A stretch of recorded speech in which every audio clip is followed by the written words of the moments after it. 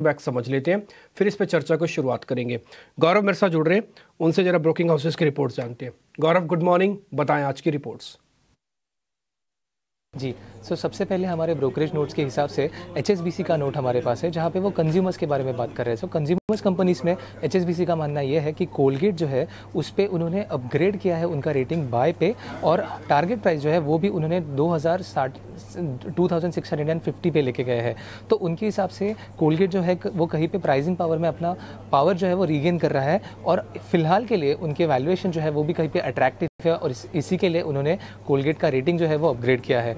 अगला स्टॉक हमारे पास फिर से HSBC ने ही दिया है, वो है नेस्ले, जहाँ पे उन्होंने अपना जो है वो डाउनग्रेड करके होल्ड पे रखा है, पर टारगेट प्राइस जो है वो अपग्रेड करके 25,200 पे रखा है।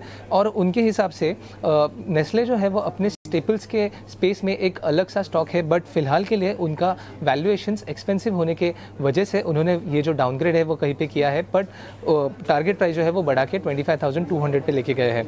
उसके अलावा उनका मानना ये है कि आगे जाके 2024 में कई की स्टॉक्स है कंज्यूमर में, जो कि है Avenue Supermarts, Asian paints, Colgate, Titan and Nykaa, जो आउट परफॉर्म कर सकते हैं।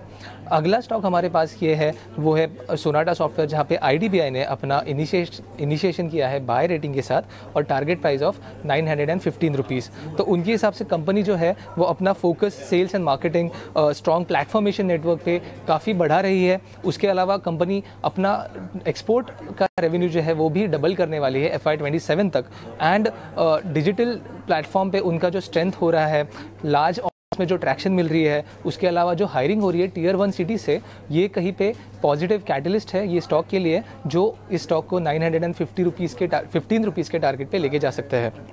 अगला स्टॉक हमारे लिए है, वो है अरविंद, जहाँ पे स्पार्क कैपिटल ने इनिशिएट किया है 352 रुपीज़ के टारगेट के साथ और बाय रेटिंग के साथ।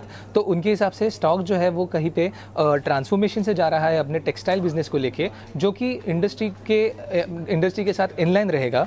उसके अलावा उन्होंने जो सेगमेंट्स में चेंज किया है और ऑपरेशनल लेवरेज जो है उसके वजह से उनका EBITDA जो है वो बढ़ सकता है 18% CAGR के साथ आगे जाके, और इंटरेस्ट कॉस्ट जो है वो भी कहीं पे कम हुआ है, क्योंकि उन्होंने अपनी डीलेवरेजिंग स्ट्रैटेजी कहीं पे यूज़ की है, और उसके चलते हुए अर्निंग्स में भी हमें 31% तक का CAGR दिखने मिल सकता है टिल ईयर FY 26, और इसीलिए उन्होंने अपना टारगेट प्राइस जो है वो 352 रुपीज़ रखते हुए बाय रेटिंग दे रखी है।